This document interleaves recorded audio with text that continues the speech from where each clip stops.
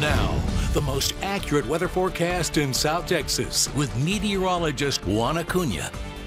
Hi everyone, welcome back and a good start of the work week to you. We're starting off with our first Community Bank 6 weather bug. It's 85 degrees out near shoreline. Winds are pretty light, but still out of the northeast only at 7 miles per hour. So out of the north, that means we still have dry air that's continuing to filter into South Texas, and that means it's pretty nice outdoors. There's really not a whole lot to talk about with high pressure in control of our weather pattern. In fact, all across the Lone Star State, we have dry air that continues to filter in. We do have high pressure off to the west of us, and that's creating a little bit of some monsoonal rains. But of course, the big story is Irma, now tropical storm. And on the back side of that, as we look at the water vapor imagery, we have a ton of dry air that continues to filter into the state at this point along the back side of Irma. And there's a little bit of some of that dry air trying to encroach in the center of circulation.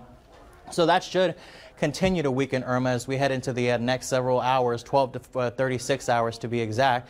But not a whole lot going across the entire United States. We have high pressure in control. There's still a lot of moisture being associated out in the southeastern half of the United States associated with Irma, and still Category 2 Jose that's trailing not too far behind her. But as we zoom in just a little bit closer, Irma is a very, very large and intense system, still packing winds over 50 miles an hour and still getting some rainfall out in Florida at this point, but the heaviest of the rainfall is occurring just to the north of the center of circulation. Atlanta, Georgia is getting really pounded at this point, and even out in the South Carolina near Columbia and Charleston, they're still getting some of those feeder bands coming in and dropping torrential rainfall rates for those folks. Now, as we zoom out just a little bit and we look at the entire temperature map, you can see they're only into the 60s out into the southeastern half due to the extra cloud coverage, but where you don't have the clouds, look at that, it's 106 out in Phoenix, Arizona. So the 87 that we're feeling right now, not feeling bad at all. So the latest coordinates coming in from the National Hurricane Center, as we mentioned, Tropical Storm Irma has been downgraded. Winds are at 50 miles an hour, gusts to 65. Movement is to the north-northwest at 17 miles per hour, and it's just about 10 miles to the east of Albany, Georgia.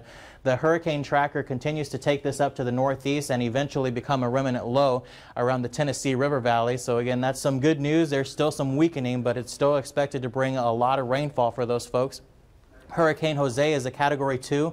Winds of 100 miles an hour, gusts to 120. Movement is to the north at 12 miles an hour. And with the center of circulation, it's going to meander over the next couple of days and eventually push off to the northeast. But we won't have much to worry about because high pressure on the frontal boundary should keep that away from the United States. We'll watch it closely, though. All kinds of sunshine tonight going into tomorrow as well. As we take a look at the 7-day forecast, we go to 64 tonight, not bad, 92 tomorrow, 70 and 95 hotter on Wednesday.